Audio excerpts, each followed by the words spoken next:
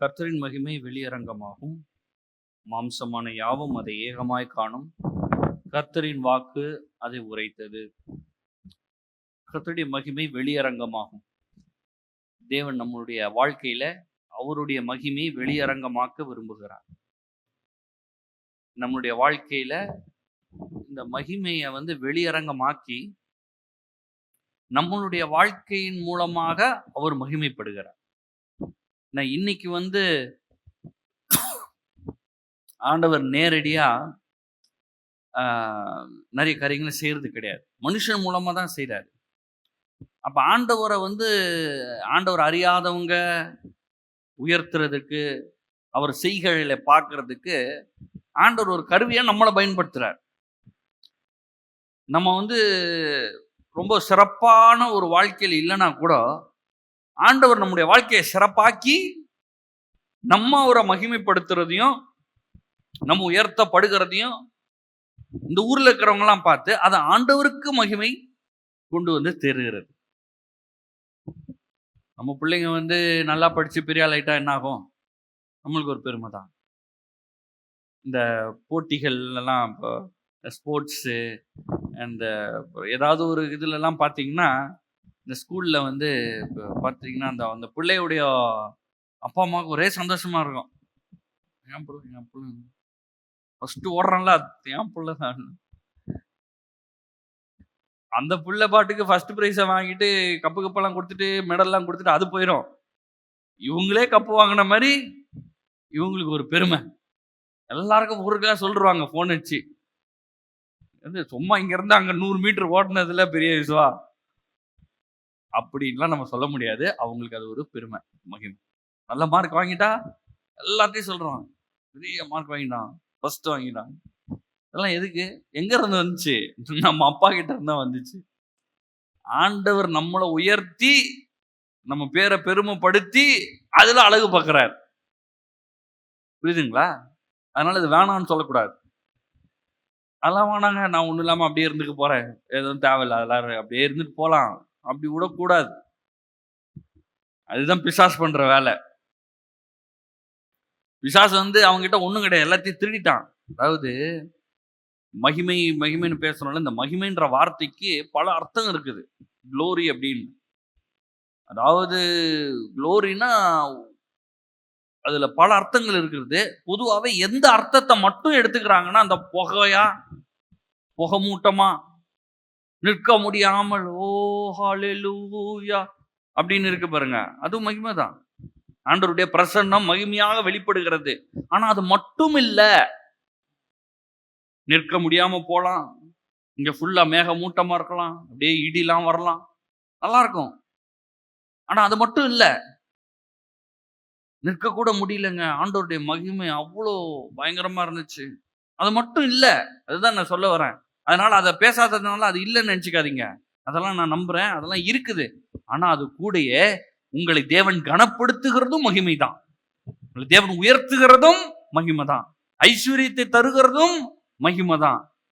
கீழ்த்தரமா கேவலமா பேரை கெடுத்து ஒண்ணுலமாக்குறாங்க பாருங்க, அந்த இடத்துல தலையை உயர்த்தி மேல தலையை நிமிர்த்தி ராஜா மாதிரி வாழ வைக்கிறாரு பாருங்க, அதுவுமே மகிமை தான். ஐஸ்வர்யமும் மகிமை தான். பிசாசு மலை உச்சியின் மேல கொண்டு போய் இயேசுவை காட்டிட்டு 40 நாள் உபவாசத்துக்கு அப்புறம் பூமி எல்லாம் பாருங்க, இயேசுவே இந்த மகிமை எல்லாம் எனக்கு கொடுக்கப்பட்டிருக்கிறது. எது என்ன கொடுக்கப்பட்டிருக்கான்? பிசாசுக்கு என்ன கொடுக்கப்பட்டிருக்கான்? மகிமை கொடுக்கப்பட்டிருக்கான். யார் கொடுத்தா? ஆதாமி ஏவாளி ஆண்டவர் தம்முடைய மகிமையாக உண்டாக்கி இருந்தார். அவங்க வஸ்திரமே என்னது? மகிமை, க்ளோரி. அந்த மகிமை போனதுக்கு அப்புறம் தான் அவன் போய் ட்ரெஸ் சேர்த்து இலைய வச்சு ட்ரெஸ் செஞ்சான். அப்போ ஆதாம் ஏவாள் மகிமையினால் நிரப்பப்பட்டிருந்தார்கள். எல்லாம் ஒரு குறைவில்லை, எல்லாம் பெஸ்டா இருந்தாங்க. அதைதான் இழந்துட்டாங்க. இயேசு அந்த நேரத்துல இது கொடுக்கப்படலைன்னு சொல்ல, இது மகிமை இல்லைன்னு சொல்ல, அவர் வசனத்தினால மேற்கொண்டார். ஏன்னா அவனை டீல் பண்ண வேண்டிய இடம் அங்க கிடையாது. அவனை எங்க டீல் பண்ணணும்? கல்வாரி சிலுவையில அடிக்கணும். அதுக்காக தான் வந்திருக்கிறார். கல்வாரி சிலுவையில அடித்து வெளியரங்க கோலமாக்கி வெட்கப்படுத்தி அதிகாரத்தை எல்லாம் பிடுங்கி திரும்பி மனிதனாகிய உங்களுக்கும் எனக்கும் கொடுத்திருக்கிறார். இப்ப பிசாசுக்கு அதிகாரம் இருக்கா, எனக்கு அதிகாரம் இருக்கா? எல்லாரும் பதில் சொல்லுங்க. இந்த பூமியில இயேசுவினுடைய பிள்ளையாகிய உங்களுக்கு எல்லாவற்றின் மேலும் அதிகாரம் இருக்கிறதா, இல்ல பிசாசு மேல அதிகாரம் இருக்கிறதா? சொல்லுங்க. யார் மேல அதிகாரம் இருக்கு? எனக்கு தான் அதிகாரம் இருக்கு. கரெக்டா? பிசாசுக்கு உங்க மேல அதிகாரம் இருக்குதா? இயேசுடைய பிள்ளைங்க, நம்ம இயேசுவின் ரத்தத்தினால வாங்கப்பட்டிருக்கிறோம். இன்னைக்கு பிசாசுடைய நிலை என்ன? அதாவது பழைய ஏற்பாட்டு காலத்துல இயேசுக்கு முன்னாடி, இயேசு காலத்திலேயே அவன் பண்ண வேலையெல்லாம் பார்த்துக்கிட்டு அவன் என்ன வேணா செய்யலான்றத நினைச்சிடக்கூடாது. அன்னைக்கு செஞ்ச நிறைய வேலையை இன்னைக்கு அவனால செய்யவே முடியாது. அவனுக்கு நம்மளுடைய ஒத்துழைப்பு தேவை, நம்மளுடைய வாய் தேவை, நம்மளுடைய எண்ணம் தேவை. அதனாலதான் பாத்தீங்கன்னா உங்களுக்கு எண்ணம் வரும். என்ன எண்ணம் வரும்னா, இதெல்லாம் நடக்காது, அதெல்லாம் வராது, நம்மளுக்கு வாய்க்காது, நம்ம முன்னேற மாட்டோம், காசு வராது, அந்த மகிமையெல்லாம் எங்க மகிமை, அதெல்லாம் எங்களுக்கு வரப்போகுது அப்படின்னு என்ன வரும்? என்ன வரும். அத வாயால சொல்லவும் வரும். ஏன் அப்படி தெரியுமா? உங்களுக்கு அவன் பாட்டுக்கு உங்களை அமுக்க முடியாது. அமுக்கிற மாதிரி எண்ணத்தை கொடுத்து அதை வாயை பேச வச்சு கடைசியில நீங்களே அமுக்கிறது தான் அது. அவனுக்கு பவர் யார் கொடுக்கிறா? நம்ம தான் கொடுக்கிறோம். அப்ப தேவன் என்னை மகிமைப்படுத்துவார்னு நான் சொல்லிட்டேன்னா, ஆண்டவர் என்னை உயர்த்துவார், கனப்படுத்துவார்ன்றத நான் பிரகடனம் படுத்தி, நான் அதை சொல்லி, அதை விசுவாசிச்சு அதை நான் பார்த்துட்டேன்னா, அப்ப எனக்கு உதவி செய்கிறதற்கு எனக்கு நடக்க போவது எப்படிதான் இருக்கும்? போது மகிமைப்படுகிற மாதிரி தான் இருக்கு. எல்லாம் சொல்லுவாமா, ஆண்டவரே உம்முடைய மகிமை என் மூலமாக வெளியரங்கமாகட்டும். கனப்படுத்துவார், உயர்த்துவார், பேரை பெருமைப்படுத்துவார், உங்கள் தேவைகளை சந்திப்பார், ஐஸ்வர்யத்தை தருவார், வீட்டை தருவாரு, வெள்ளி பொண்ணை தருவாரு. இது எல்லாமே மகிமை தான். நம்ம இதெல்லாம் இல்லைன்னு சொல்லுவான். அதுதான் நான் திருப்பி திருப்பி நான் பேசுறேன். நான் எதுக்கு நான் இத்தனை வாட்டி பேசுறேன்னா, அப்படியே இருக்க வச்சிருவான். ஏன்னா உங்க கையில காசு வந்துச்சுன்னா அது ஆண்டவருக்கு மகிமை. இப்போ உங்களை விட நீங்க பாருங்களேன், நிறைய பேருக்கு கேள்வி என்ன கேள்வினா, ஏங்க அவன் என்னென்ன வேலை பண்ணிட்டு இருக்கிறான், ஒரு இதுவும் கரெக்ட் கிடையாது, மோசமான வாழ்க்கை, பிசாசு மாதிரி வாழ்ந்துட்டு இருக்கான், அவனுக்கு எல்லாம் நடக்குதுங்க, அவனுக்கு பிரச்சனையே இல்லை சார் வீட்டுல, எனக்கு எவ்வளவு பிரச்சனை இருக்குது, நானும் கால் நெஞ்சு பைபிள் படிக்கதான் செய்யறேன், சண்டே ஆனா சர்ச்சுக்கு வந்துடுறல, சரி ஒரு வாரம் வரல கூட இன்னொரு வாரம் வரனே சார், ஏன் எனக்கு பிரச்சனை வருது? அவன் பாருங்க சர்ச்சு வாயில அவன் பார்த்ததும் கிடையாது, அவன் எதுவுமே பண்ண, எல்லா அயோக்கியத்தனம் பண்றான், எல்லா விஷயமும் பண்றான், நல்லா இருக்காங்க அவன். ஏன் அவனுக்கு எதுவும் நல்லதா நடக்குது அப்படின்னா, அவன் ஏற்கனவே பிசாசுகள் தான் இருக்கிறான். அவன் பிசாசு என்ன பண்றான் தெரியுமா? நீ தப்பிச்சு பரலோகம் போறல்ல, நித்திய ஜீவனை வாங்கியாச்சு, இந்த வாழ்க்கையை நரகமாக்கிடுவோம். புரியுதுங்களா? அதாவது பரலோகத்துக்கு நான் ரெடி, இன்னைக்கு கண்ணை மூடினா கூட நாளைக்கு பரலோகம் தான், அடுத்த செகண்ட்ல, நாளைக்கு இல்ல இப்பவே கண்ணை மூடினா அடுத்த நிமிஷம் பரலோகம், இது அவனுக்கு தெரிஞ்சிருச்சு. இப்ப என்ன பண்றான்? இப்ப இருக்கிற வாழ்க்கையை நரகம் மாதிரி ஆக்குறான். குடும்பத்துல குறைச்சல கொடுப்பான், சொந்தக்காரனுக்கு குறைச்சல கொடுப்பான், வேலையை தூக்குவான், வேலையை சம்பளத்தை கம்மி பண்றது, என்னென்ன பண்ண முடியுமோ அவ்வளோத்தையும் பண்ணுவான். ஆனா நான் சொல்றேன், அவன் ஜெயம் பெறவே முடியாது. என் பக்கத்தில் 1000 பேரும் இடது பக்கத்தில் 10,000 பேர் விழுந்தாலும் அது என்னை, எல்லாம் சொல்லுங்க, என்னை அணுகாது, வாதையின் கூடாரத்தை அணுகாது. ஏன்னா இயேசுவின் ரத்தத்துக்குள்ள இருக்கேன். இதை நான் பல 1000 முறை நான் சொல்லணும், அதிகாரத்தை எடுத்துக்கொள்ள வேண்டும். இன்னைக்கு ஆளுங்கட்சி எப்படி பவர் எடுக்கிறாங்க? எப்படி பவர் எடுக்கிறாங்க? ஆளுங்கட்சி சொல்றாங்க, வேற யாராவது ஏதாவது பண்ணி பேசுனாங்கன்னா என்ன பண்றாங்க? டக்குன்னு அப்படிலாம் பண்ண முடியாது, இப்படிதான் பண்ணணும் அப்படின்னு என்ன பண்றாங்க? சொல்றாங்க. அது என்ன ஆகுது? அவ்வளவுதான், முடிஞ்சு போயிடுச்சு. ஏன்? ஏன்னா அவங்க ஆளுக செய்யறாங்க, அவங்க சொல்றதுதான் இன்னைக்கு சட்டம். இது மாதிரி நீங்க என்ன பண்ணணும்? மாத்தி சொல்லிக்கிட்டே இருக்கணும், நிறைய சொல்லணும். மகிமைப்படுத்துவார், பேரை பெருமைப்படுத்துவார், கனப்படுத்துவார். தேவைகள் சந்திக்கப்படும். ஐஸ்வர்யம் கனமும் தேவனுடைய வீடாகி என்னுடைய வீட்டில் இருக்கும், என்னிடத்தில் தங்கும். கிறிஸ்து எனக்குள்ளே இருக்கிறார். ஆகையினால் அதிகாரம் படைச்சவன் நான், செழிப்பா இருப்பேன், சம்பூர்ணமா இருப்பேன். நான் இழந்து போனதையும் பெற்றுக்கொள்வேன். ஒருவேளை நீங்க இழந்திருக்கலாம், பிசாசு இந்த மாதிரி வேலையை பண்ணி இழக்க வச்சிருக்கலாம். ஆண்டவர் சொல்றாரு, அதை கூட நான் விடமாட்டேன், 7 மடங்கா நான் திருப்பி தரேன்றார். இதுதான் மகிமை. பாருங்க, மகிமையை குறித்து அநேக டெஃபினேஷன் இருக்கு. அதுல மகிமையில யாக்கோபுக்குரிய விஷயத்த பார்த்தோம். யாக்கோபுடைய ஆடு மாடு ஒட்டகம் கழுத வேலைக்காரங்க வேலைக்காரிங்க அதெல்லாம் மகிமை தான். முறைய மகிமை பத்தி பேசுறது. அப்ப ஆடு மாடுலாம் என்னது? மகிமை நிறைய இருக்குது, டூ மச்சா இருக்கு. அப்பா மகிமையா இருக்கு. அதாவது இந்த பூ இருக்கு பாத்தீங்களா, ரோஜா பூ. இந்த ரோஜா பூ பாத்தீங்கன்னா சாயந்தரம் பாத்தீங்கன்னா அப்படியே உள்ள போய் சுருங்கி போய் இப்படி தொங்கிட்டு இருக்கோம். ஆனா காலையில பாத்தீங்கன்னா அப்படியே பூத்துரும். பூத்து அப்படியே பாத்தீங்கன்னா காலைல கொஞ்சம் அப்படியே 10 மணிக்கெல்லாம் பாத்தீங்கன்னா நல்லா பூத்து ஃபுல் ஷேப்ல இருக்கும். அதான் என்ன சொல்லுவோம், குளோரியஸா இருக்குப்பா, என்ன மாதிரி இருக்குதுன்னு எல்லாரும் போய் போட்டோ எடுக்கிறாங்க. ஏன்? அது குளோரியஸா இருக்குது, முழு இதுவா இருக்குது.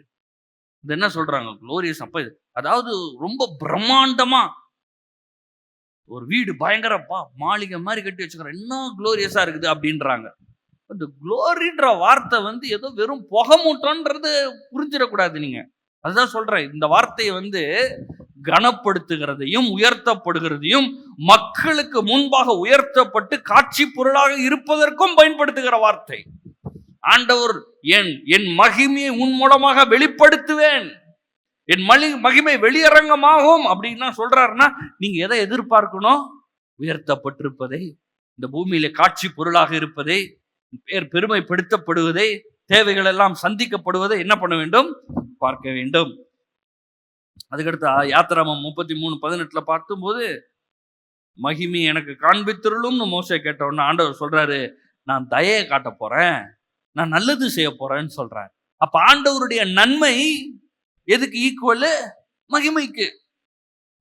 ஆண்டவர் உங்களுக்கு தய பண்றது, நீங்க கேட்கறத செய்யறாரு, நீங்க கேட்காம இருக்கிறதையும் செய்யறாரு. பாருங்க, அது என்னது? ஆண்டவர் மகிமைப்படுத்துகிறது. அப்போ எஸ்தர் மொர்தெகாய் அவங்களுடைய சம்பவத்தை போன முறை பார்த்தோம். எப்படி ஒண்ணுமே இல்லை, மொர்தெகாய் எல்லாம் கேட்ல இருக்கிறாரு, எஸ்தர் அரண்மனைக்கு போக முடியாது, அப்பா அம்மா கூட கிடையாது. ஆனா ஆண்டவர் என்ன பண்றாரு? 120 நாடுகளுக்கும் ராஜாவாக இருக்கிற அகேஸ்வர் ராஜாக்கு ராணியா மாத்தி விட்டாரு எஸ்தரை. எவ்வளவு பெரிய விஷயம். அதுக்கடுத்து மொர்தெகாய் அரண்மனை வாசல்ல இருந்தாரு. ஆமான், இவனை தூக்கில போடணும்னு நினைச்சான். அவன் ரெடி பண்ண தூக்கில அவனை போட்டு மொர்தெகாயை கொண்டு போய் அரண்மனையில வச்சு, அந்த ஆமான்றவன் பெரிய ஆள், ராஜா அவனை பெரிய ஆளா வச்சிருந்தான். 120 நாட்டுக்கு ராஜா. அவன் இந்த ராஜா இந்த ஆமான பிரைம் மினிஸ்டர் மாதிரி வச்சிருந்தான், ஒரு குட்டி ராஜா மாதிரி வச்சிருந்தான். அவனுக்கு ஒரு அரண்மனையை போட்டு அவனுக்கு ஒரு வீடை கொடுத்து வச்சிருந்தான். எல்லாத்தையும் பிடிங்க மொர்தெகாய்க்கு ஆயிடுச்சு. இப்போ யோசிச்சு பாருங்களேன், அரண்மனை வாசலு நேரா எங்க கொண்டு வைக்கிறாரு? ராஜாவுக்கு அடுத்தபடியா 120 நாடுகளையும் ஆளுகிறவனாக ராஜாவுடைய முத்திரை மோதிரத்தையும் கொடுத்துட்டாரு. இப்ப இவன் பாட்டுக்கு சட்டத்தை போட்டு ராஜா மாதிரி சீல் அடிச்சு அனுப்பிச்சுட்டே இருக்கலாம். இவன் தான் ஆளுகை செய்யற மாதிரி. இதான் மகிமை, ஆண்டவருக்கு மகிமை. மொர்தெகாயுடைய வாழ்க்கை, எஸ்தருடைய வாழ்க்கை ஆண்டவருக்கு மகிமை. யூதர்கள் எல்லாம் பார்த்து களி கூறுகிறாங்க. மக்கள் எல்லாரும் யூதனாகணும்னு நினைச்சாங்களாம். வேலை ஊர்ல இருக்கிறவங்க கூட, வேற இதுல இருக்கிற இனத்துல இருக்கிறவங்க கூட என்ன யோசிக்கிறான்? நம்ம யூதனர்லாம், யூதனா தயவு கிடைக்கும், யூதனானா என்னது கிடைக்கும்? நல்லது நடக்கும் அப்படின்னு. இதுதான் தேவனுக்கு மகிமை. ஒன்றும் இல்லாம கஷ்டப்பட்டு பரிதாபப்பட்டு நம்மளே பக்கத்து வீட்டுல காசு கேட்டு நிற்கிறோம்னு வச்சுக்கோங்களேன், நம்ம நிலைமை ரொம்ப மோசமா இருக்குதுன்னு வச்சுக்கோங்களேன், உங்க ஆண்டவர் உங்களுக்கே செய்யல, என்னத்த செய்ய போறாருன்னு தான் யோசிப்பாங்க. ஆனா நம்ம என்ன பண்ண ஆரம்பிக்கணும்? ஆண்டவரே, உம்முடைய மகிமை என் வாழ்க்கையின் மூலமாக வெளியேறணும். இது ஆண்டவர் செய்யறது. ஆனா நான் ஒத்துழைப்பு கொடுக்குறேன், அவ்வளவுதான். நான் செய்ய வேண்டிய சின்ன சின்ன காரியங்கள். யாக்கோபுடைய வாழ்க்கையில அப்படிதான். யோசேப்புடைய வாழ்க்கை பாருங்க, எங்க இருக்காரு? ஜெயில இருக்கிறாரு. ஆண்டவர் எங்க கொண்டு போய் வைக்கிறாரு? அரண்மனையில கொண்டு போய் வைக்கிறாரு. சகோதரர்லாம் வரும்போது யோசேப்பு சொல்றான், இந்த மகிமையெல்லாம் பாரு. என்ன மகிமை? புகையா? புகை இல்ல. இங்க இருக்கிற வெள்ளிய பாரு, பொண்ண பாரு.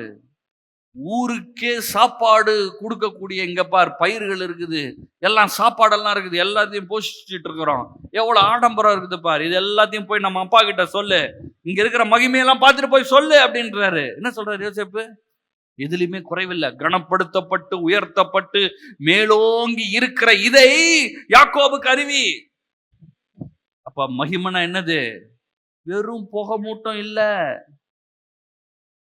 அப்படியே பிரசன்னத்துல அப்படியே இருக்கிறது மட்டும் இல்ல. அது இருக்குதுதான், அதோட கூட இருந்து கனப்படுத்தப்படுகிறதையும் உயர்த்தப்படுகிறதையும் பெருமைப்படுத்தப்படுகிறதையும் தேவைகள் சந்திக்கப்படுகிறதும் ஐஸ்வர்யம் வருகிறதும் வெள்ளி பொண்ணு வருகிறதையும் மகிமை. எல்லாரும் சொல்லுவோமா, கர்த்தாவே உம்முடைய மகிமையை என் மூலமாக வெளியரங்கமாக்கும்.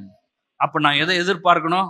நாளைக்கு வேலைக்கு போகும்போது, தொழிலுக்கு போகும்போது, உயர்த்தப்பட போகிறேன், கனப்படுத்தப்பட போகிறேன், என் சம்பளம் பெருக போகிறது, வருமானம் உயர்த்தப்பட போகிறது. யார் செய்ய போறா? யார் செய்ய போறா? ஆண்டவர் செய்ய போறாரு. யார் செய்ய போறாரு? அவருக்கு மகிமை. நான் பெரிய ஆளுன்னு காட்டுறதுக்கா? இல்ல இல்ல இல்ல, இதெல்லாம் ஆண்டவர் செய்யறார். இப்ப சில விஷயங்கள் ஆகாயில இருந்து நம்ம எடுத்து பார்த்தோம். என்னது சில விஷயங்கள்? இதுக்கு நான் என்ன பண்ணணும்? ஆகாய 2:8 நீங்கள் மலையின் மேல் ஏறி போய் மரங்களை வெட்டி கொண்டு வந்து ஆலயத்தை கட்டுங்கள், அதன் பேரில் நான் பிரியமாயிருப்பேன், அதனால் என் மகிமை விளங்கும்.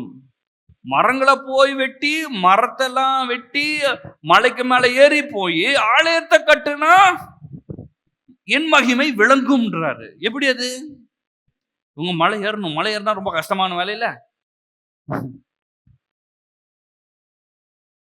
காலையில கிளம்பி வர்றது ஈஸியா? சண்டே ஈஸி கிடையாது. அது கொஞ்சம் டிஃபிகல்ட்டான ப்ராசஸ். ஏன்? அன்னைக்கு தான் லீவ். அதனால கொஞ்சம் நேரம் எக்ஸ்ட்ரா தூங்க தான் வரும். ஆனா என்ன பண்ண வேண்டியதா இருக்குது? கிளம்ப வேண்டார். இங்க வந்தா பாட்டு பாட வருமா? வராது. எல்லா பிரச்சனையும் தான் ஞாபகம் வரும். அது சரியில்லை, இது சரியில்லை. ஆனா அது எல்லாத்துக்கும் மீறி நான் கிளம்பி வந்து பாட்டை பாடி, தூக்கம் வந்துச்சுன்னா கூட கண்ட்ரோல் பண்ணி அதை கேட்டு, பசி வந்தாலும் அதையும் அமைதியா இருக்க வச்சு, இதெல்லாம் கொஞ்சம் பிரயாசப்பட வேண்டியதா இருக்குதுல்ல.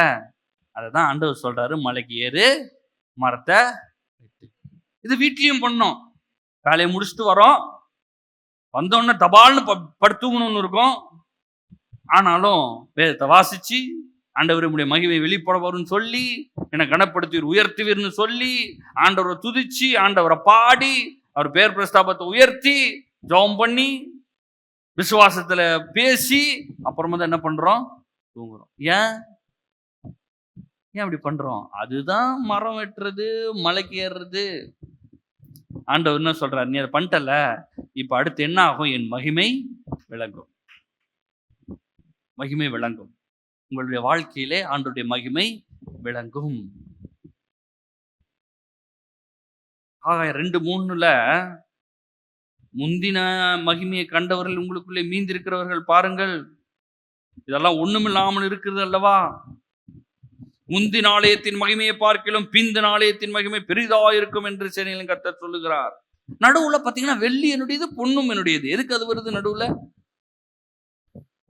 ஏன்னா மகிமையும் வெள்ளி பொண்ணையும் பிரிக்க முடியாது. மகிமை வெளியரங்கமாகும்னா என்ன வெளியரங்கமாக போறது? வெள்ளியும் பொண்ணும் வெளியரங்கமாக போகிறது. ஆடு, மாடு, ஒட்டகம், கழுது அதெல்லாம் தான் அந்த மக்களுக்கு வேணும். ஆண்டவர் சொல்ற, அதெல்லாம் நான் நிறைய தரேன். நீ போய் மரத்தை வெட்டுற, நீ போய் மலையேற, ஆனா நான் உனக்கு என்ன செய்ய போறேன்?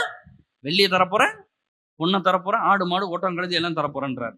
ஆண்டவர் என்ன சொல்றாரு? இந்த பூமியில நீ நல்லா இருக்கிறதுக்கு நான் எல்லாத்தையும் பண்றேன். நீ என்ன பண்ற? என்ன தேடுற, என்ன நீ உயர்த்துற, இதெல்லாம் நான் செய்யறேன் அப்படின்ற.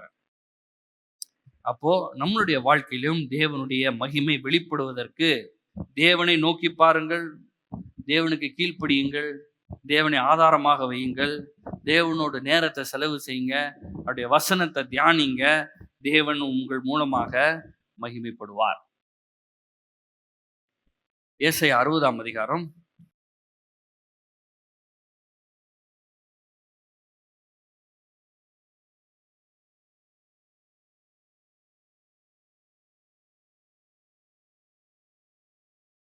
எழும்பி பிரகாசி 61. ஏசாயா 61. எழும்பி பிரகாசி, உன் ஒளி வந்தது, கர்த்தருடைய மகிமை உன்மேல் உதித்தது.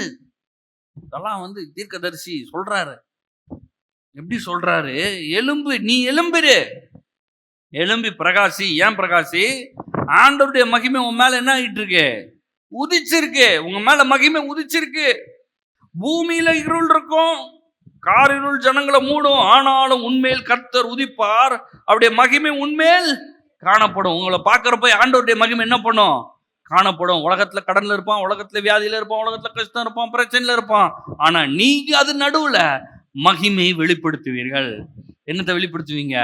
செழிப்பை, ஐஸ்வர்யத்தை, சம்பூரணத்தை, நிம்மதியை, சுகத்தை. உலகெல்லாம் வியாதி வரும், உங்களுக்கு வியாதி வராது.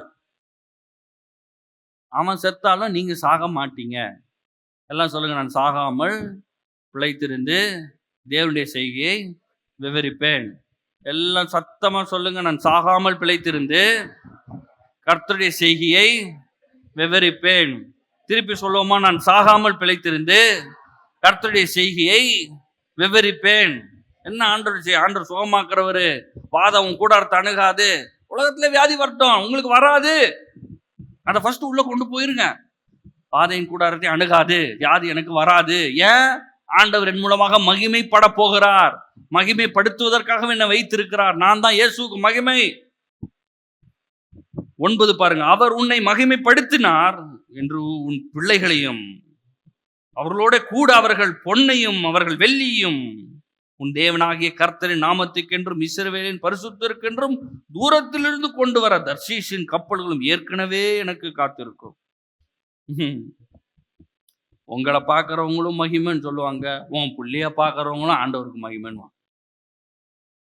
இதை பார்த்தா சொல்லுவ போறாங்க. ஆமா, அதை பார்த்துதான்.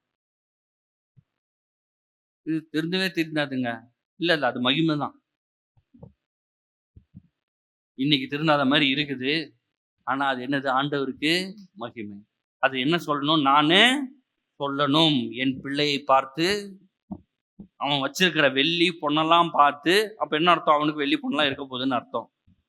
அவன் குறை இல்லாம இருக்க போறான்னு அர்த்தம். அதை பார்த்து இது ஆண்டவருக்கு மகிமை என்று சொல்வார்கள். இதை மனசுல கொண்டு போங்க, மனசுக்குள்ள இதை யோசிங்க.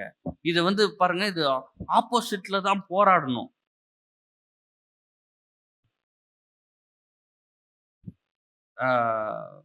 ஆங்கிலத்துல வருது, you take the promises of God by force.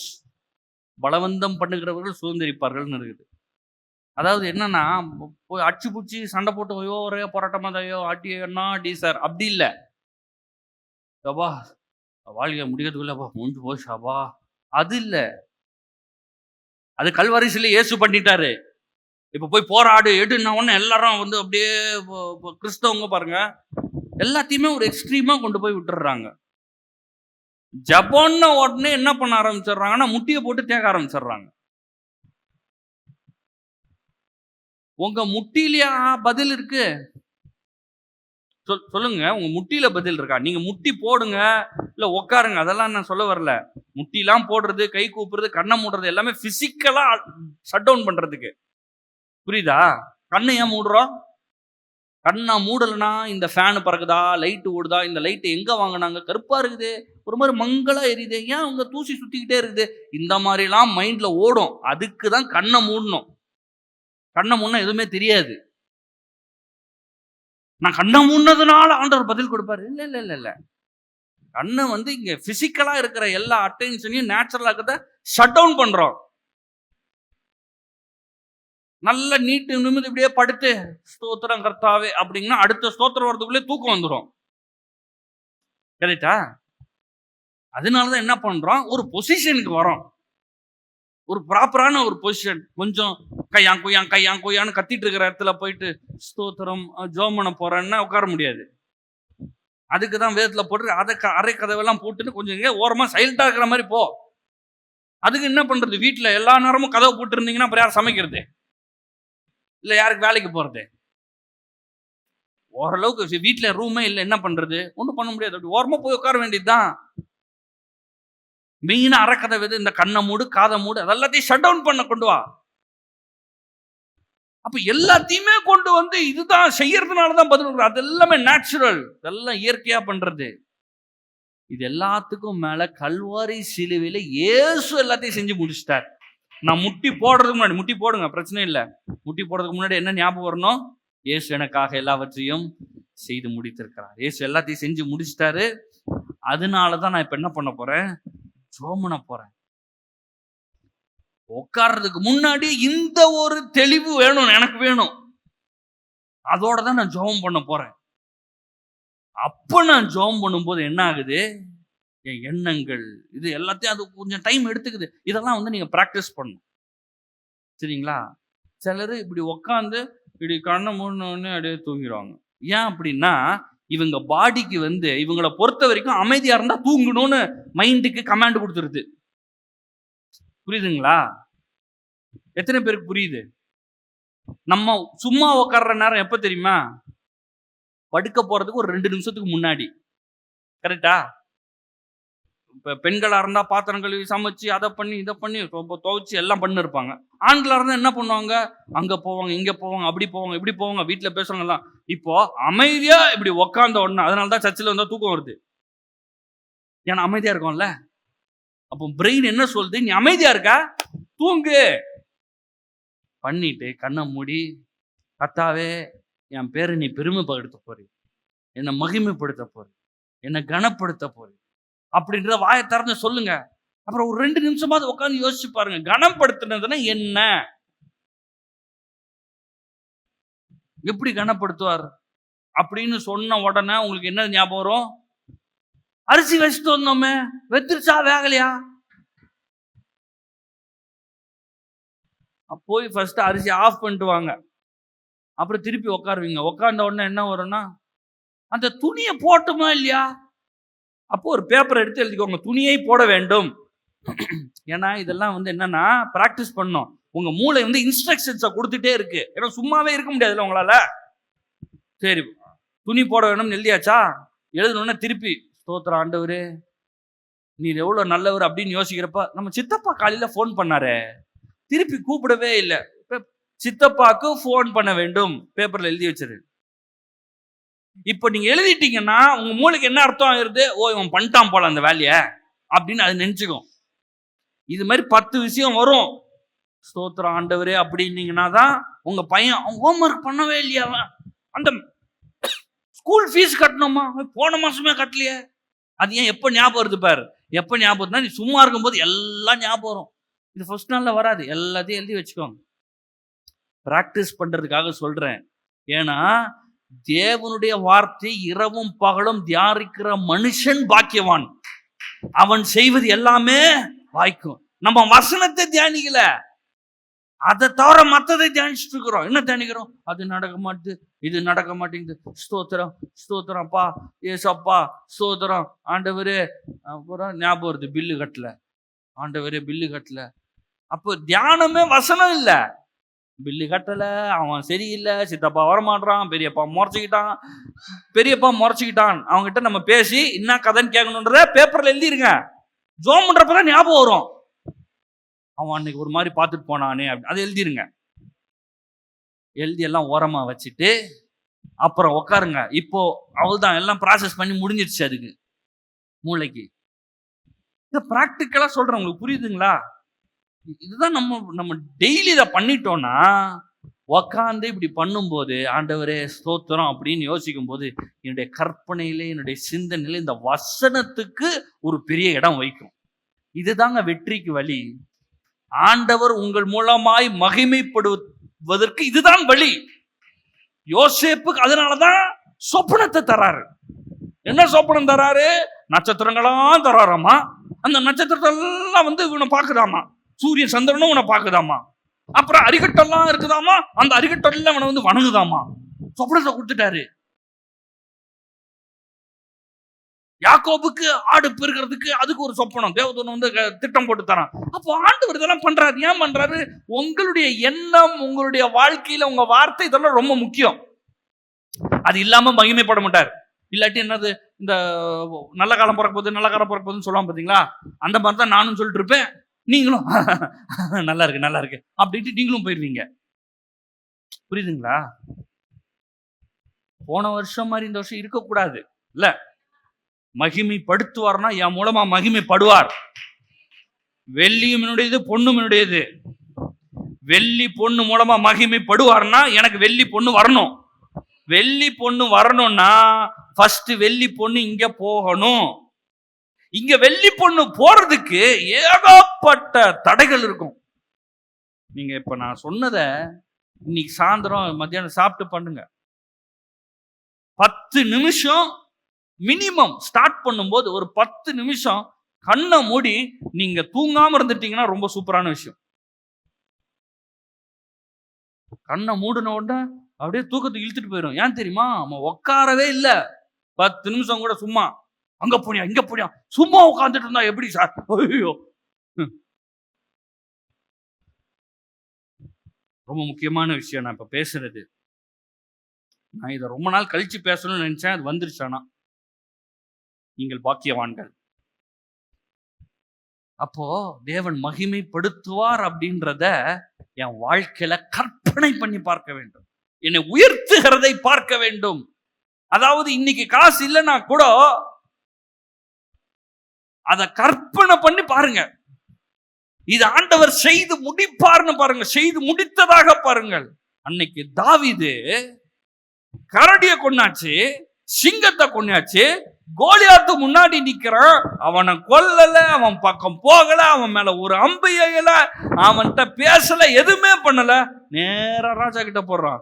சிங்கத்தை கொன்ன, கரடியை கொன்ன, இந்த கோலியாத்தையும் கொல்லுவேன். ஏன் தெரியுமா? ஆடு மேய்ச்சிட்டு இருக்கிறப்போ அவன் மனது ஃபுல்லா என்ன ஓடிட்டு இருந்துச்சு தெரியுமா?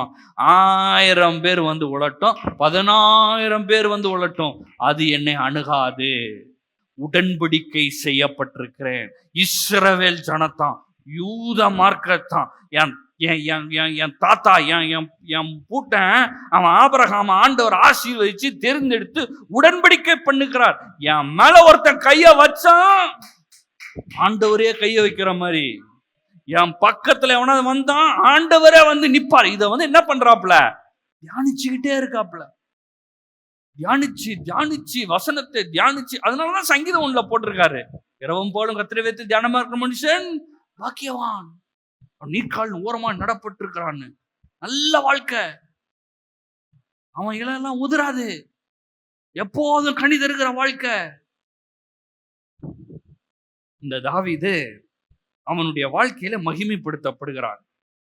1 நாளாகமம் 29ஆம் அதிகாரம், 1 நாளாகம் 29:1. தாவீது ராஜா சபையார் எல்லாரையும் நோக்கி, தேவன் தெரிந்து கொண்ட என் குமாரனாகிய சாலமோன் இன்னும் வாலிபனும் இளைஞனுமா இருக்கிறான். செய்ய வேண்டிய வேலையோ பெரியது. இது ஒரு மனுஷனுக்கு அல்ல, தேவனாகிய கர்த்தருக்கு கட்டும்.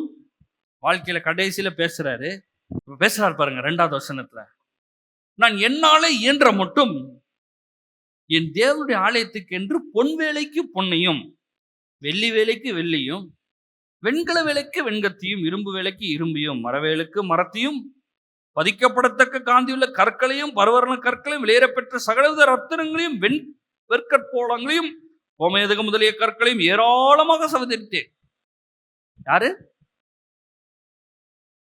ஆடு மேய்க்கிறவர். அதான் ஒரு ஊழியக்காரர் சொன்னாரு, ஆடுகிட்ட என்ன இருக்கும்? ஆடு புழுக்க தான் இருக்கும். அதுவும் நிறைய ஆடெல்லாம் கூட கிடையாது தாவீதுக்கு, கொஞ்சோண்டு ஆடு தான். கொஞ்சம் ஆடை கொடுத்து வீட்டை விட்டு அனுப்பிச்சு வச்சுட்டாங்க போ அப்படின்னு. ஃபேமிலி ஃபங்க்ஷனுக்கு அவரை கூட கூப்பிடல. அந்த காலத்துல வந்து தீர்க்கதரிசி வராருன்னா தீர்க்கதரிசி தான் ராஜா மாதிரி. நம்ம ஊர்ல வந்து நம்ம ஊட ஆளுக செய்யற சீஃப் மினிஸ்டர் வீட்டுக்கு வராருன்னா உங்க பிள்ளைய கூடாம இருப்பீங்களா? வந்த உடனே சார் தான் சார் என் பிள்ளை அப்படின்னு சொல்லுவீங்க. தாவீது அப்பா வந்து அவன் தாவீது இந்த புள்ளைய எப்படி பறந்துச்சுன்னு தெரியலன்ற மாதிரி தான் யோசிச்சுட்டு இருந்தாரு. இப்போ அவர் பேசுறாரு, ஏராளமானதை சவதரித்து வைத்திருக்கிறேன். 3ல சொல்றாரு, இன்னும் நான் தேவனுடைய ஆலயத்தின் மேல் வைத்திருக்கிற வாஞ்சையினால் பரிசுத்த ஆலயத்துக்காக நான் சவதரித்த அனைத்தையும் தவிர, என்ன சொல்றாருன்னா, அதெல்லாம் இருக்கட்டுங்க, பொண்ணு வெள்ளி எல்லாம் இருக்கட்டும், நான் அதெல்லாம் ஆலயத்துக்காகவே சவதரிச்சு வச்சிருக்கேன். எப்படி? அது ரொம்ப டூ மச்சா இருக்குது. ஆலயத்துக்காக ஏகப்பட்ட வெள்ளி பொண்ணு மரங்கிற எல்லாம் சேர்த்து வச்சிட்டேன். இப்போ எனக்கு சொந்தமான, எல்லாம் சொல்லுங்க, எனக்கு, சத்தமா சொல்லுங்க, எனக்கு. இது அவர் போடுற பர்சனல் ஆஃபரிங். இதை தவிர அவர் நிறைய வச்சிருந்தாரு. இப்ப அவர் சொல்றாரு, எனக்கு சொந்தமான பொன்னையும் வெள்ளியும் என் தேவனுடைய ஆலயத்திற்கு என்று கொடுக்கிறேன். இதுல எவ்வளோ டன்னு கோல்டு கொடுத்தாரு அப்படின்லாம் இருக்குது அந்த வசனத்துல. நீங்க வாசிச்சீங்கன்னா எத்தனை தாளந்துன்னு இருக்குல்ல, அந்த தாளந்தெல்லாம் கொண்டு போய் நம்ம கிலோல போட்டிங்கன்னா கிலோலாம் ரொம்ப தாண்டி போயிடுச்சு. ஏன்னா அவர் கொடுத்தது பல கிலோ இல்லை, டன்னு. மொத்தம் அவர் கொடுத்தது எத்தனை டன்னுனா 112 டன்னு. எல்லாம் சொல்லுங்க, 112 டன்னு. சொல்லுங்க 112 டன்னு. குப்பை இல்ல, தங்கம். எவ்வளோ? 112 தங்கம், டன்னு தங்கம். அப்புறம் 262 வெள்ளி. அதுக்கப்புறம் 7வது வசனத்துல பாத்தீங்கன்னா மக்கள் கொண்டு வந்து தராங்க. அதுல பாத்தீங்கன்னா 188 டன் கோல்டு. எவ்வளோ? எல்லாம் சொல்லுங்க, 188 டன்னு. 188 டன், கிராம் இல்ல, டன்னு. 188 டன் கோல்டு. அப்புறம் 10,000 தங்க காசுகள், பொற்காசுகள். அப்புறம் 375 டன் சில்வர். வெள்ளி 375, 675 பிரான்ஸ். அப்புறம் 3750 டன்னுக்கு இரும்பு. வா, யோசிச்சு பார்க்க முடியுதா? டன்னுங்க, டன்னு. இதெல்லாம் யாரு கொடுக்கிறா? தாவீது காலத்துல தாவீதும் தாவீது கூட இருக்கிற மக்களும் சாலமோன் கட்டுவதற்கு முன்பாகவே வந்து என்ன பண்றாங்க? சேர்த்து வச்சுதான் கொடுக்குறாங்க. எப்படி இது வந்துச்சு?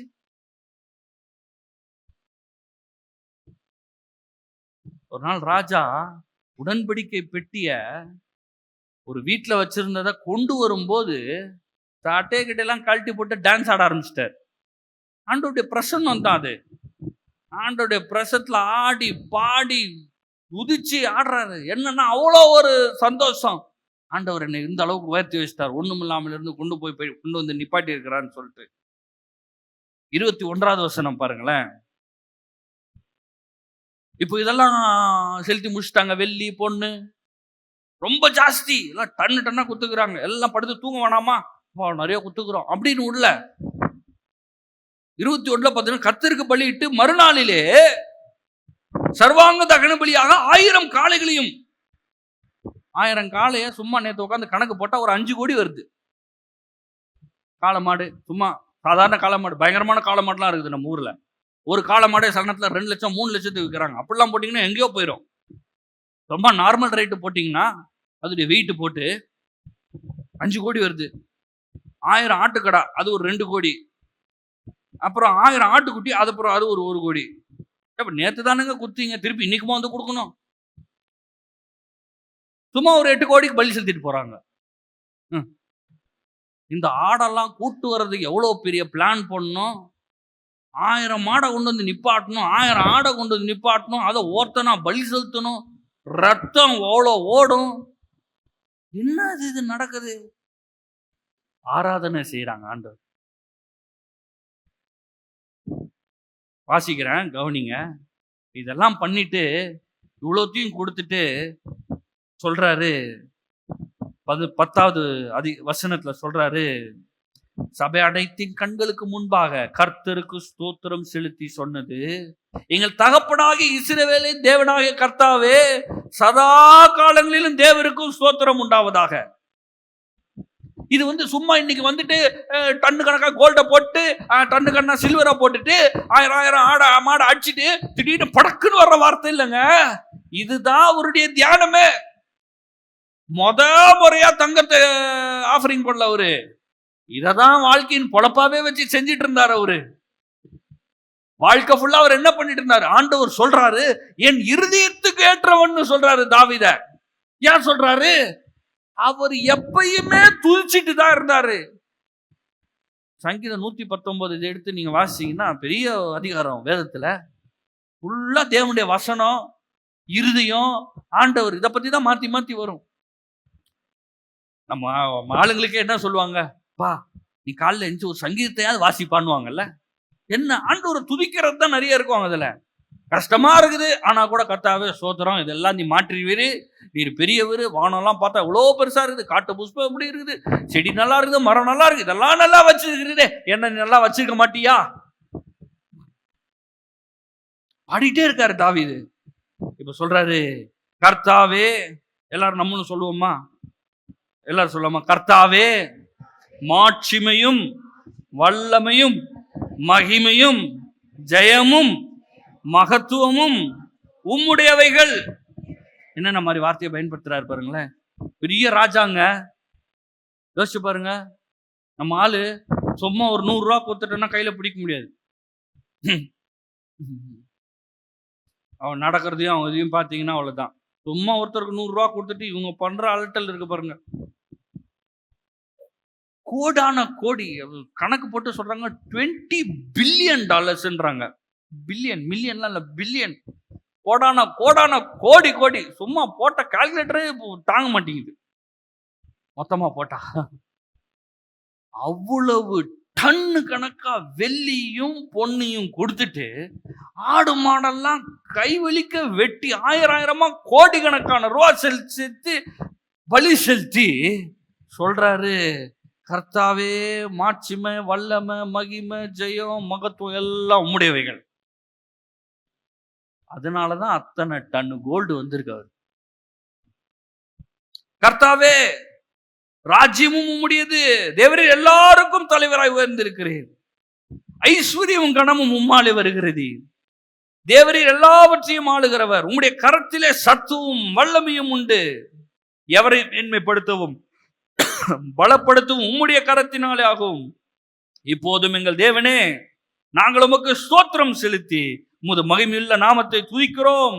இப்படி மனப்பூர்வமாய் கொடுக்கும் திராணி உண்டாவதற்கு நான் எம்மாத்திரம், என் ஜனங்கள் எம்மாத்திரம், எல்லாம் உம்மால் உண்டானது, உமது கரத்திலே வாங்கி உமக்கு கொடுத்தோம். என்ன மாதிரி வார்த்தை பார்த்தீங்களா? நம்ம நினைச்சிட்டு இருக்கிறோம் நம்ம சம்பாதிக்கிற காசு நம்ம காசுன்னு. எத்தனை பேர் இந்த உலகத்துல தாவீது மாதிரி கொடுத்தாங்கன்னு எனக்கு தெரியல. பில்லியன்ஸ்ல, கோடான கோடிகள்ல ஆண்டவருக்கு செலுத்தினவங்க எத்தனை பேர்னு தெரியல. இருக்கலாம், யாராவது இருந்திருக்கலாம். ஆனா அன்னைக்கு அவ்வளோ செலுத்திட்டு அவர் சொல்றாரு, எல்லாம் உம்மால உண்டானது, வெள்ளி உமல்து, பொண்ணு உமல்து, துதி உமல்து, மகிமை எல்லாம் உமல்து, நீர் தான் கொடுத்தீரு, திருப்பி உமக்கே தரோம். இதுதான் அந்த ஹார்ட், இதுதான் அந்த இருதயம். இந்த இருதயம் தான் வெள்ளி பொண்ணெல்லாம் அட்ராக்ட் பண்ணுது, மகிமை அட்ராக்ட் பண்ணுது. தாவீது ராஜா கொடுத்துட்டு அப்புறம் என்னத்தை சும்மா ரோட்ல இருந்தாரா? அவர் வச்சிருந்ததுல இருந்தாங்க எடுத்து கொடுக்குறாரு. அப்ப அவர் எவ்வளவு டன் வச்சிருந்திருப்பார்? ஃபர்ஸ்ட் அவர் ராஜ்யம் பாரம் பண்ண 40 வருஷத்துல சம்பாதிச்சது. இது 40 வருஷத்துல சம்பாதிச்சதுங்க. இது ஆண்டவர் கொண்டு வர பண்ணார். ஊர்ல இருக்கிற எல்லாம் எங்க வந்துச்சு? வெள்ளி பொண்ணு வந்துச்சு. இதை காட்டிலும் மிகவும் மகிமையா வாழ்ந்தது சாலமோன். கொடுக்கும் போதே ஸ்டார்ட் பண்ணும் போதே டன்னா வெள்ளியும் பொண்ணை வச்சுதான் சாலமோன் ஸ்டார்ட் பண்றாரு. சும்மா சீபா தீர்க்கதரிசி சும்மா அவங்க டன்னு கணக்கா கோல்ட கொடுத்துட்டு போறாங்க. எல்லாம் எப்படி வருது? எப்படிங்க வந்துச்சு இவங்களுக்கு எல்லாம்? தேவனை முன்பாக வைத்திருந்தார்கள். இன்னைக்கு நம்மளுக்கு ஆராதனை பண்ணணும், பரவாயில்ல பண்ணுங்க, கஷ்டமா இருக்கு அப்படிலாம் நம்ம சொல்ல வேண்டியதா இருக்கு பாத்தீங்களா மைண்டுக்கு. ஆனா இந்த தாவீதும் சாலமோன், நிறைய பேர் கேட்கறான், ஏண்டா சும்மா ஆலயத்துக்கு வந்தா எல்லாம் சரியாயிருமா? இல்லப்பா, காலைல கொஞ்சம் பைபிள் படி, ஜோம் பண்ணும், வாழ்க்கை நல்லா இருக்குன்னா. ஏங்க சும்மா போய் நடக்கிற காரியத்தை பசங்க பைபிள் படிச்சுட்டே இந்த காசு வந்துருமா? பாட்டு பாடினா வந்துருமா? நான் என்னங்க சொல்றீங்க? இந்த காலத்துல இருக்கிறீங்க. நம்மளுக்கு கேள்வி கேட்கறாங்க. இது தெரியல. தாவீது தேவனை துதிச்சுட்டே இருந்தாரு, கனப்படுத்திட்டே இருந்தாரு, உயர்த்திட்டே இருந்தாரு. இரவும் பகலும் கர்த்தருடைய வேதத்தை தியானமா இருந்தாரு. என்ன ஆச்சு? டன்னா வெள்ளி பொண்ணு வருது. ஆண்டவர் சொல்றாரு, உன் மூலமாக நான் மகிமைப்படுவேன், என்னுடைய மகிமை உன் மூலமாக வெளியரங்கமாகும். அன்னைக்கு ஊரெல்லாம் பிரமிச்சு போயிருச்சு. தாவீதை குறித்த நிறைய ஹிஸ்டரி இருக்குது. அவனை சுத்தி இருக்கிற ராஜாக்கள்லாம் அவ்வளவு பயங்கரமான ஆளா பார்த்தாங்க. ஏன்னா ராஜா தாவீது போனதுக்கு அப்புறம் சாலமோன் ராஜாவாகும் போது வெகுமதிகளை சாலமோனுக்கு அனுப்புனாங்க. எப்பா, உன் அப்பா பெரிய ஆளு, உன் அப்பா பெரிய ஆளு, வச்சுக்கோ கிஃப்ட் அப்படின்றானுங்க. இந்த அளவுக்கு வாழ்ந்துருக்கிறார் பாருங்க தாவீது ராஜா. நான் சொல்றேன், அவரை விட சிறப்பா நம்மளை வாழ்றதுக்காக இயேசு வந்தார். இயேசு சொல்றாரு, சாலமோனிலும் பெரியவர் இங்கே இருக்கிறார். நான் சொல்றேன், அந்த சாலமோனிலும் பெரியவர் உங்களுக்குள்ள இருக்கிறார். இந்த வெள்ளி பொன்னை கொடுக்கக்கூடிய இயேசு கிறிஸ்து உங்களுக்குள் வாசம் செய்கிறார். தேவனால் தீர்க்க கூடாத ஒரு பிரச்சனை ஒன்று கிடையாது. ஆண்டவர் மகிமைப்படுத்துவேன்னு சொன்னா உங்கள் மூலம் மகிமைப்படுத்துவார். சரி, பழைய ஏற்பாட்டிலேயே நிறைய காரியம் பாஸ்தாச்சு, முடிச்சிடலாம் அப்படின்னு நினைச்சேன் நான் ஆக்சுவலா. அப்புறமா புதிய ஏற்பாட்டில் பார்க்கலாம். எப்படி நான் பழைய ஏற்பாட்டில் மகிமை வெள்ளி பொண்ணு இருக்குதுங்க, இங்கெல்லாம் கிடையாதுங்கன்றவாங்க. பார்த்துருக்கீங்களா? நம்ம ஆளுங்க எல்லாம் கரெக்டாக தான் சொல்றீங்க. அது தாவீதுக்கு சாலமோனுக்கு. இப்போ இயேசு என்ன பண்ணாரு? இயேசு மாதிரி வாழ வேண்டாமா? அதனால அவங்களுக்காகவும் ஒரு வசனம் வாசித்துறோம். யோவான் 11ஆம் அதிகாரம்.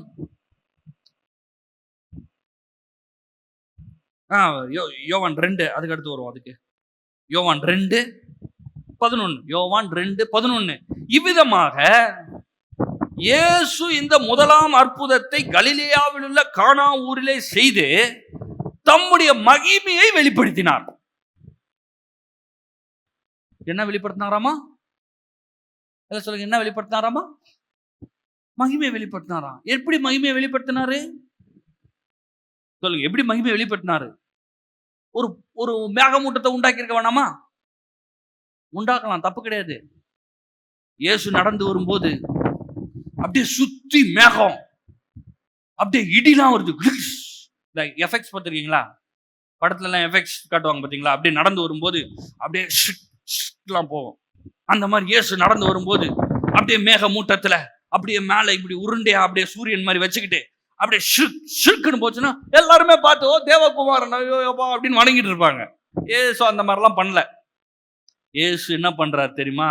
சைலண்டா போயிட்டு ஒரு குடும்பம், அந்த குடும்பம் ஆல்மோஸ்ட் வெக்கப்பட்டு கேவலப்படுற ஒரு சூழ்நிலை. என்னன்னா, கல்யாணத்துல திராட்சரசம் இல்லை. நம்ம ஊர்ல பிரியாணி கல்யாணம் என்ன ஆகும் தெரியுமா? நம்ம ஊர்ல கல்யாணத்துல பிரியாணிலாம் என்ன ஆகும்? பிரியாணி விடுங்க, பீஸ் இல்லைன்னா என்ன ஆகும்? நீ என்ன வேணா பண்ணு, பிரியாணில பீஸ் இல்லையா? எப்ப பண்ணாலும் சொல்லுவாங்க, என்னங்க கல்யாணம்லாம் நல்லா தான் பண்ணீங்க, எனக்கு பீஸ் கிடைக்கலன்னுவாங்க 10-20 வருஷம் கழிச்சு. அந்த மாதிரி இதை விட பயங்கரமான கலாச்சாரம் யூத கலாச்சாரம். திராட்சரசம் இல்லைன்னா அவ்வளவுதான், டென்ஷன் ஆயிடுவாங்க. இது முதல் நாள் இல்லைங்க, இவன் பல நாள் குடிச்சிட்டு இருக்கிறானுங்க. கல்யாணம் முடிய போது, ஆனா காலி ஆயிடுச்சு. இயேசு அந்த இடத்துல வராரு, வெக்கப்பட்டு போயிடக்கூடாதுன்றதுக்காக அந்த இல்லாமையை, அந்த வெறுமையை ஒரு தண்ணிய வச்சு திராட்சரசத்தை மாத்துற. சும்மா ஒரு கிச்சன்ல போய் ஒரு 4 அண்டாவை எடுத்து அப்படியே ஒரு ஜபத்தை போட்டு, சரி கொஞ்சம் வந்திருக்குது, ஒரு பாட்டில் ரெடி பண்ணிட்டேன், இதுல கொஞ்சம் தண்ணியை கலந்து போடு அப்படின்னு சொல்ல. நம்ம ஊர்ல என்ன பண்ணுவாங்க? சாம்பார் அப்படியே கம்மி ஆகிட்டே வந்துச்சுன்னா என்ன பண்ணுவாங்க? ஒண்ணுல கொஞ்சம் சுடு தண்ணி ஊற்றி கொதிக்க வச்சுட்டு அப்படியே தூத்த வேண்டியதுதான். தண்ணி ஆயிடுச்சுப்பா, அதுதான் சாம்பார். அந்த மாதிரிலாம் வித்தே காட்டல. இயேசு சொல்றாரு, இருந்ததுலே தரமுள்ள, சுவையுள்ள, இது வரைக்கும் யாரும் இந்த மாதிரி குடிக்காத ஒரு திராட்சரசத்தை கொடுக்கிறார். அவனே குடிச்சிட்டு சொல்றான், எங்கதான் இருந்துச்சு இவ்வளவு டேஸ்டா இருக்குதுன்றான். அவன் அவ்வளோ பெஸ்டான ஒரு திராட்சரசத்தை கொடுத்துட்டு இந்த அற்புதத்தை யோசிச்சு பாருங்க. அந்த குடும்பத்தில் இருக்கிறவங்க கல்யாணம் எல்லாம் முடிச்சுட்டு, என்னப்பா இவ்வளோ டேஸ்டா இருக்குது, ஜாடி ஜாடியா செஞ்சு வச்சுக்கிறீங்க, எங்க இருந்து இறங்குச்சுன்னு கேட்கும் போது, இயேசுதான் செஞ்சாருன்னப்போ அவங்களுக்கு எவ்வளோ இதா இருந்திருக்கும்.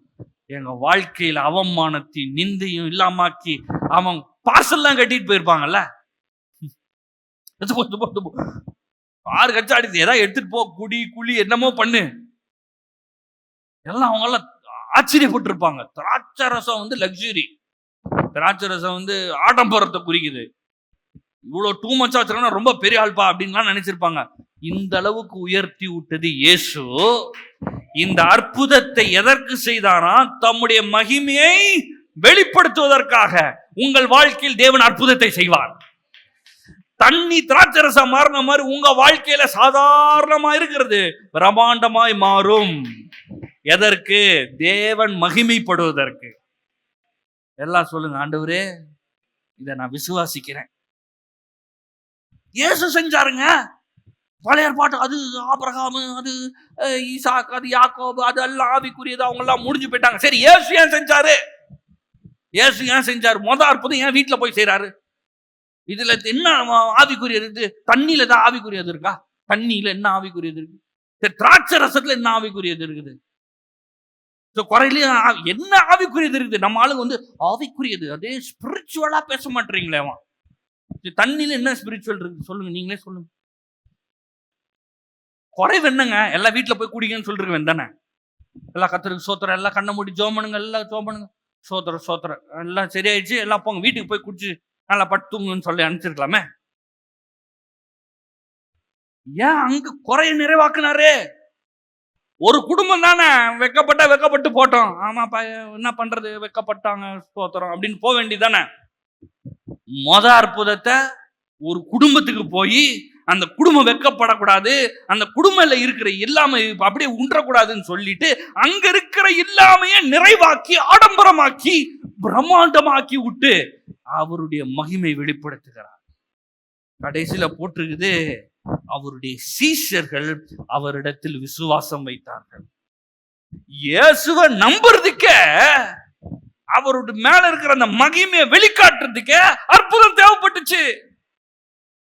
நான் சொல்றேன், இயேசுவை இந்த ஊர் மக்கள் விசுவாசிப்பதற்கு உங்களிடத்தில் தேவனுடைய மகிமை வெளியரங்க வாங்க வேண்டும். இல்ல எனக்கு போதும் போதும்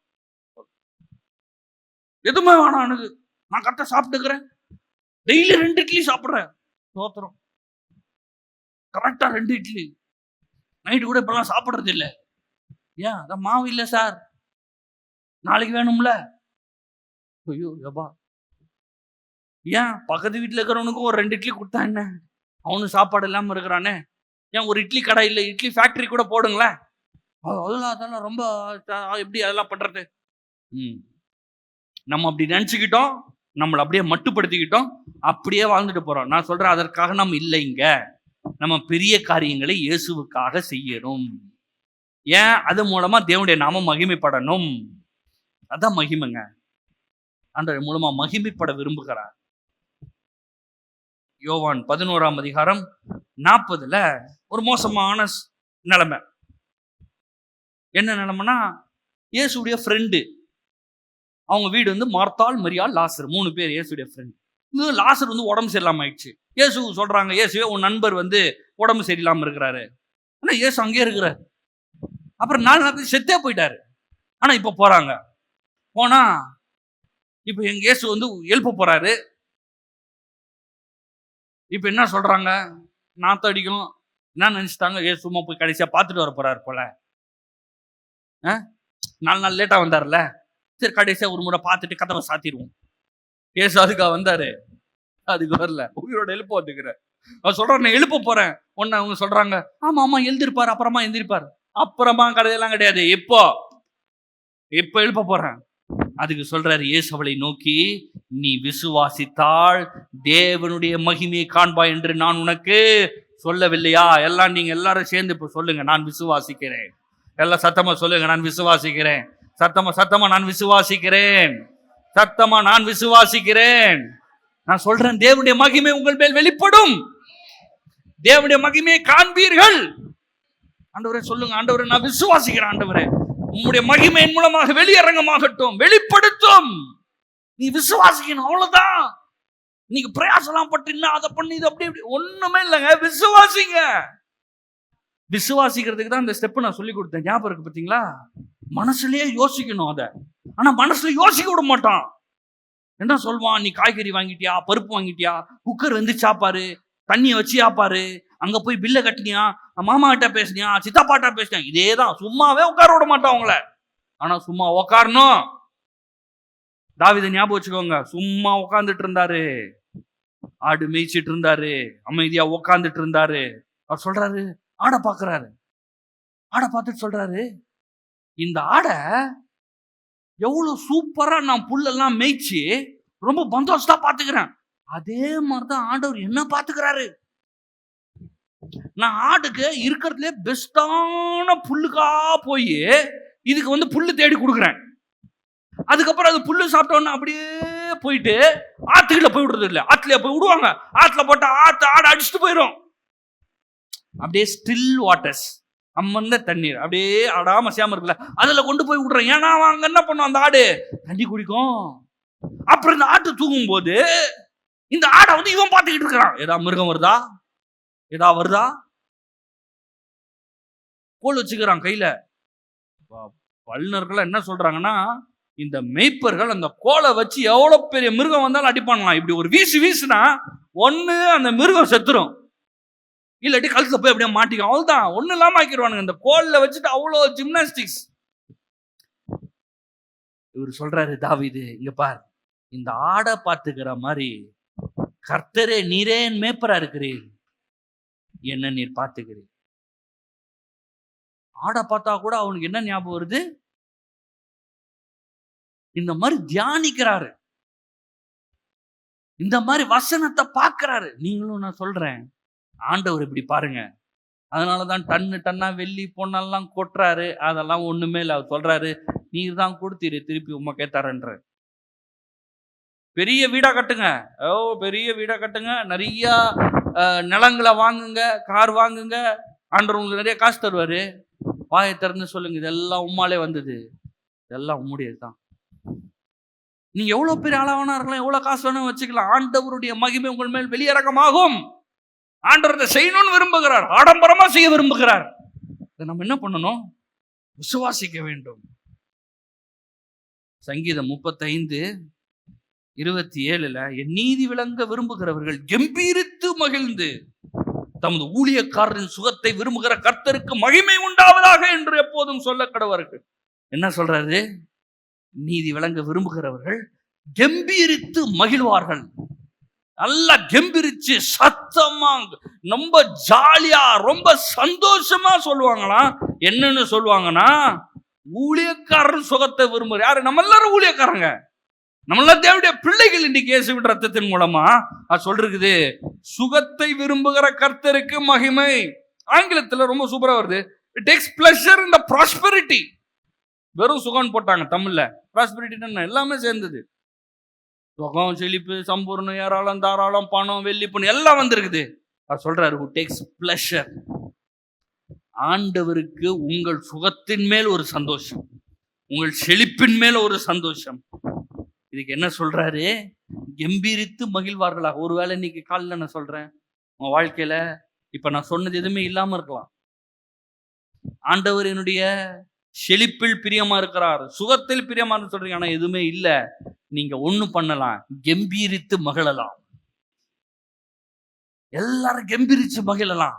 என்ன சொல்லலாம், உமக்கு மகிமை உண்டாவதாக, மகிமை உண்டாவதாக சொல்லலாம். ஏன்னா தாவீது அப்படிதான் ஃபர்ஸ்டே சொன்னாரு. காட்டுல இருக்கப்ப சொன்னாரு, மலையில இருக்கிறப்ப சொன்னாரு. ஆண்டவர் அவரை கொண்டு போய் அரண்மனையில உட்கார வச்சுட்டாரு, அங்கேயும் அதே தான் பண்ணிட்டு இருந்தாரு. வாழ்க்கையின் கடைசி நாளும் அதே தான் பண்ணினார். மகிமை உண்டாவதாக, மகிமை உண்டாவதாக. எல்லாரும் சொல்லுங்க, மகிமை உண்டாவதாக. எல்லாம் சத்தமா சொல்லுங்க, மகிமை உண்டாவதாக. எல்லாம் சொல்லுங்க, தேவனுக்கு மகிமை. எல்லாரும் சொல்லணும், தேவனுக்கு மகிமை. எல்லாம் சத்தமா கையை வச்சு சொல்லுங்க, தேவனுக்கு மகிமை. எல்லாம் திருப்பி சொல்லுங்க, தேவனுக்கு மகிமை, தேவனுக்கு மகிமை. மகிமை உண்டாவதாக, துதி உண்டாவதாக, கனம் உண்டாவதாக. எல்லாம் சேர்ந்து சொல்லுங்க, அல்லேலூயா. திருப்பி சொல்லுங்க, அல்லேலூயா. எல்லாம் சொல்லுங்க, அல்லேலூயா. கர்த்தருக்கு ஸ்தோத்திரம்.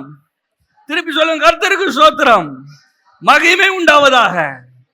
இதை வீட்டுல பண்ணலாம். ஏன் தெரியுமா, இத பண்ணி முடிச்ச உடனே அடுத்து என்ன ஆகும் தெரியுமா, தேவனுடைய மகிமை வெளியரங்கமாகும். நீங்கள் கனப்படுத்தப்படுவீர்கள், நீங்கள் உயர்த்தப்படுவீர்கள். உங்கள் பெயர் பெருமையாக இருக்கும். பிரம்மாண்டமான வாழ்க்கைக்குள்ளாக பிரவேசிப்பீர்கள். தாவீதுக்கு நடந்த அதே காரியங்கள் உங்கள் வாழ்க்கையில நடக்கும். உங்கள் வாழ்க்கையின் முடிவில் நீங்க நிற்கும் போது நீங்க சொல்லுவீங்க, ஆண்டவரே, ஏராளமான செல்வத்தை சவதரித்து வைத்திருக்கிறேன், இது எல்லாம் உம்முடைய கரத்தில் இருந்து வந்தது. அன்னைக்கு கானா ஊர்ல கல்யாணத்துல ஆண்டவர் குறையெல்லாம் நிறைவாக்கினாரே, மகிமைப்படுத்தப்பட்டாரே. அதை போல உங்க வாழ்க்கை இருக்கிற குறைவை எல்லாம் நிறைவாக்கி தேவன் உங்கள் மூலம் மகிமைப்படுவார். உலகத்துல இருக்கிறவங்க எல்லாம் பார்ப்பாங்க உங்க மூலமா மகிமைப்படுறது ஆண்டவர். எத்தனை பேர் சொல்றீங்க ஆண்டவர் செய்வார்னு? விசுவாசிங்க. விசுவாசித்தால் தேவனுடைய மகிமையை காண்பீர்கள். உங்க சொந்த கண்ணு பார்க்கும், ஊடுகிற எல்லாருடைய கண்ணும் பார்க்கும். நான் ஜோமனும் பிதாவே இயேசுவின் நாமத்தால் ஸ்தோத்திரம். வார்த்தைக்காக நன்றி, கூட பேசுனதுக்காக நன்றி, மகிமைப்படுத்துகிறதற்காக ஸ்தோத்திரம். எங்களுடைய வாழ்க்கை உமக்கு மகிமையுள்ளதாக மாறட்டும் கர்த்தாவே. எங்களுடைய வாழ்க்கையின் மூலமாக நீர் மகிமைப்படுவீராக. இங்க வந்திருக்கிற ஒவ்வொருடைய வாழ்க்கையை உம்முடைய மகிமையை வெளியரங்கமாக்கட்டும், வெளிக்காட்டும் கர்த்தாவே. உயர்த்தப்படட்டும், கனப்படுத்தப்படட்டும். அற்புதங்களும் அதிசயங்களும் ஒவ்வொரு நாளும் ஒரு வாழ்க்கையிலே நடக்கட்டும் கர்த்தாவே. அவள் எதிர்பார்த்திருக்கிறதற்கும் மேலாக நீர் செய்வீராக, மகிமைப்படுவீராக. இவர்கள் மூலமாக ஒருவருக்கு எல்லா துதி கன மகிமையும் செலுத்துகிறோம் இயேசுவின் நாமத்தில் பிதாவே, ஆமென்.